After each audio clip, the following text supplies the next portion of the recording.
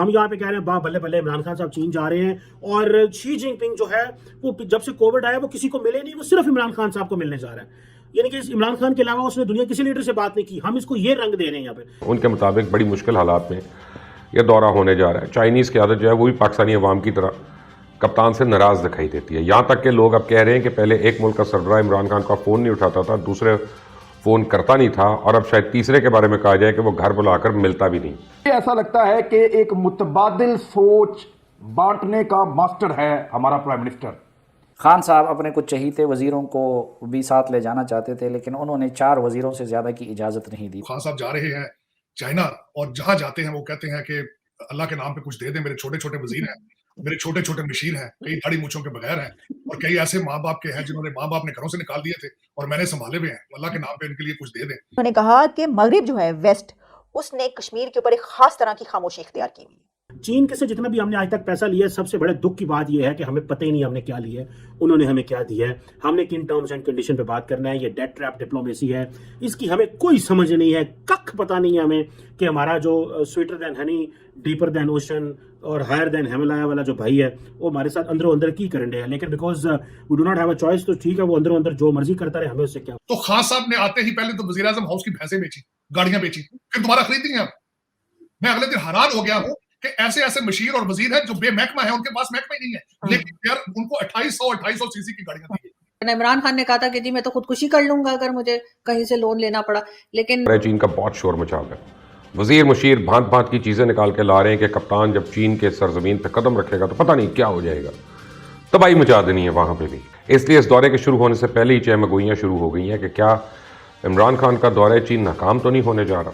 क्योंकि इस वक्त जो इतलात और ख़बरें हैं वजारत खारजा से बाहर निकल कर आ रही हैं, उनके मुताबिक बड़ी मुश्किल हालात में यह दौरा होने जा रहा है। चाइनीज़ क़यादत जो है वो भी पाकिस्तानी अवाम की तरह कप्तान से नाराज़ दिखाई देती है। यहाँ तक कि लोग अब कह रहे हैं कि पहले एक मुल्क का सरबराह इमरान खान का फ़ोन नहीं उठाता था, दूसरे फ़ोन करता नहीं था, और अब शायद तीसरे के बारे में कहा जाए कि वो घर बुलाकर मिलता भी नहीं।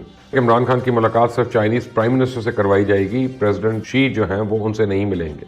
यहाँ तक साइड लाइन पर भी इन दोनों की मुलाकात का कोई इम्कान मौजूद नहीं है। ऐसा लगता है कि एक मुतबादिल सोच बांटने का मास्टर है हमारा प्राइम मिनिस्टर।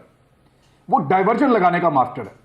वो करता क्या है, वो जो चाहता है कि लोग ये सोचें, वो लोगों को वो सोच दे देता है, लोग फिर वही सोचते हैं, वही प्रोग्राम होते हैं, उसी पे बात होती है, उसी पे ले दे होती है, उसी पे मारदार होती है, और वो चुप करके मजे से एंजॉय करता है।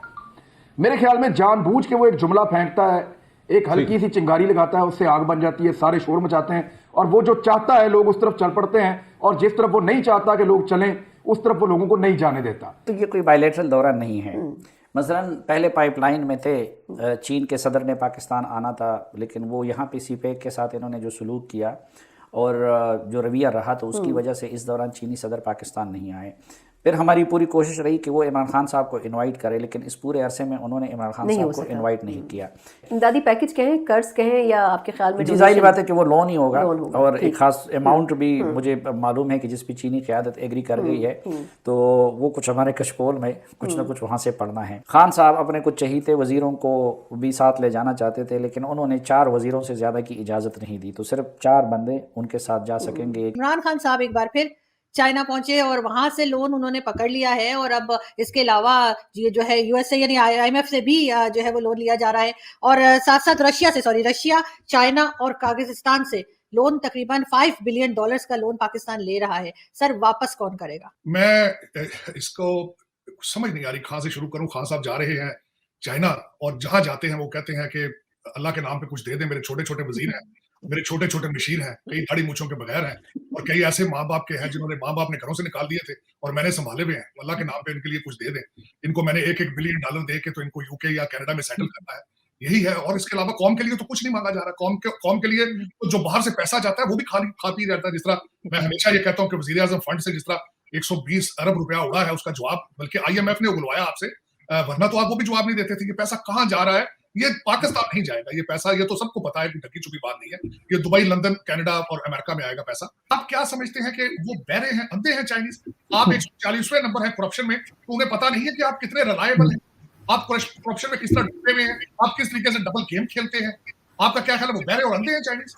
ये मैं मानता हूं कि वो चीज इजाद नहीं कर सकते, वो ढंग का आईफोन भी, ढंग का स्मार्टफोन नहीं बना सकते, लेकिन इतने भी अंधे ना समझे उनको। पाकिस्तान चूंकि इंटरनेशनल मार्केट का पार्ट तो है, इंटरनेशनल बैंकिंग सिस्टम का भी है, लेकिन उसको आईएमएफ के ऊपर रिलाय करना पड़ रहा है एक लोन के लिए। दूसरा जाहिर बात है वहां से हमें वो सर्टिफिकेट मिलेगा तो दीगर मालियाती इदारे हमें उसके ऊपर रिलाय करेंगे। आपने देखा कि $1 अरब की पाकिस्तान को इंस्टॉलमेंट आनी थी, उसकी बुनियाद के ऊपर पाकिस्तान को कहा गया आप ये लॉस चेंज करें, आप ये टैक्सेशन करें, जिस पे प्राइम मिनिस्टर ने ये कहा कि जब हम आईएमएफ की बात मानते हैं तो हमें नेशनल सिक्योरिटी के ऊपर भी कंप्रोमाइज करना पड़ता है और उसके ऊपर उसका असर पड़ता है। तो पाकिस्तान ने काजाकिस्तान, चीन और रूस से वो अमाउंट हासिल उन्होंने उनको पाकिस्तान को देने का फैसला कर लिया है, जो अब हमें आईएमएफ की तरफ जाने की जरूरत नहीं पड़ेगी और जो आईएमएफ हमें ब्लैकमेल कर रहा था जब हम उसके दबाव में थे, उसके दबाव से निकल आएंगे। प्राइम मिनिस्टर जनाब चाइना जा रहे हैं और उससे पहले उन्होंने एक इंटरव्यू दिया है और वो एक चाइना के दौरे पर ही इंटरव्यू दिया गया है और उसमें ये बताया गया है कि वो अपने डेलीगेशन के साथ चाइना रवाना हो रहे हैं और इस पर उन्होंने ये भी कहा कि चीन और पाकिस्तान की दोस्ती जो है वो तो अटूट अंक की तरह है, यानी ये कि चाइना और पाकिस्तान एक दूसरे के बहुत करीब आ गए हैं। उन्होंने कहा जनाब कि मकबूजा कश्मीर में जो है वो भारत इंसानी हकूक़ की जो है वो पामाली कर रहा है और उन्होंने कहा कि जो 90 लाख अफराद हैं वहाँ पे कश्मीरी वो बदतरीन ज़िंदगी गुजारें और बिल्कुल एक खुली जेल की तरह है। वो एक तो मुझे समझ में नहीं आती कि जो जेल है इसलिए जाता है कि वो बंद हो, उसमें बंद हो जाए। इसके ऊपर उन्होंने कहा कि मगरिब जो है वेस्ट, उसने कश्मीर के ऊपर एक ख़ास तरह की खामोशी इख्तियार की हुई है और ये जो है ये खामोशी किसी मकसद के तहत है। यूसुफ रजा गिलानी साहब जो हमारे प्राइम मिनिस्टर रह चुके हैं, इनका मैंने बताया था कि अभी खैर सेनेट में है, सेनेटर हैं और इनकी गैर हाजिरी की वजह से यानी इनकी एब्सेंस की वजह से, क्योंकि इन्होंने जो है सेनेट में आके वोट ही नहीं डाला, इस वजह से जो है वो स्टेट बैंक ऑफ पाकिस्तान जो है वो बड़े आराम से जो है वो आईएमएफ के कंट्रोल में चला गया है। अब जैसे मैंने आपसे कहा था कि आईएमएफ जो है वो जिस तरह से चाहेगा उस तरह से स्टेट बैंक को काम करना होगा और उसके लिए ना तो उन्हें गवर्नमेंट से किसी किस्म की परमिशन लेनी है, ना पूछना है, ना कुछ। हम यहाँ पे कह रहे हैं वाह बल्ले बल्ले इमरान खान साहब चीन जा रहे हैं और शी जिनपिंग जो है वो जब से कोविड आया वो किसी को मिले नहीं, वो सिर्फ इमरान खान साहब को मिलने जा रहा है। यानी कि इमरान खान के अलावा उसने दुनिया किसी लीडर से बात नहीं की। हम इसको ये रंग दे रहे हैं यहाँ पे। इमरान खान साहब जो है वो फरवरी 3 को जब बीजिंग पहुंचेंगे तो जारी बात है ये विंटर ओलंपिक्स के लिए जा रहे हैं, लेकिन हमारा एजेंडा एक ही है, 1 point agenda, that is money, follow the money. ये है हमारा एजेंडा और $3 अरब जिनका काम ये होगा कि वो हमारी वो सेफ डिपॉजिट्स के लिए हमें देंगे जिस तरह हमने सऊदी अरब से मांगे। चीन के से जितना भी हमने आज तक पैसा लिया है, सबसे बड़े दुख की बात यह है कि हमें पता ही नहीं हमने क्या लिया है, उन्होंने हमें क्या दिया है, हमने किन टर्म्स एंड कंडीशन पे बात करना है। ये डेट ट्रैप डिप्लोमेसी है, इसकी हमें कोई समझ नहीं है, कख पता नहीं है हमें कि हमारा जो sweeter than honey, deeper than ocean और हायर देन हिमालय वाला जो भाई है वो हमारे साथ अंदरों अंदर की करने है, लेकिन because we do not have a choice, तो ठीक है वो अंदरों अंदर जो मर्जी करता रहे, हमें उससे क्या। तो खान साहब ने आते ही पहले तो वजीर आजम हाउस की भैंसें बेची, गाड़ियां बेची, फिर दोबारा खरीदी हैं। मैं अगले दिन हैरान हो गया हूं कि ऐसे ऐसे मशीर और वजीर है जो बेमहकमा है, उनके पास महकमा ही नहीं है, लेकिन यार उनको 2800 सीसी की गाड़ियां दी। लेकिन सर ये मुझे बताइए कि पाकिस्तान कब तक इस तरह चल पाएगा, कर्जे ले लेकर कहां तक दुनिया हमें पैसा देगी, या हम बिल्कुल एक फेल्ड स्टेट की तरफ जा रहे हैं? नहीं, फेल स्टेट तो आप तब कहेंगे कि पहले कुछ चल रही हो चीज। मेरी अगले दिन किसी से ये आर्गुमेंट हो रहा था, उसने कहा 74 साल से पाकिस्तान को चल रहा है। मैंने कहा चल रहा है, चल तो सोमालिया भी रहा है, चल तो अफगानिस्तान भी रहा है, कुछ रुका है? वो मुल्क के 2 टुकड़े हो चुके हैं पहले, अब ये देखें, और ये चल रहा है कि बैंकरप्सी के सर पे पहुंच चुके हैं आप, ये चल रहा है। इमरान खान ने कहा था कि जी मैं तो खुदकुशी कर लूंगा अगर मुझे कहीं से लोन लेना पड़ा, लेकिन ना उन्होंने खुदकुशी की, लोन पे लोन ही लेते जा रहे हैं फिलहाल।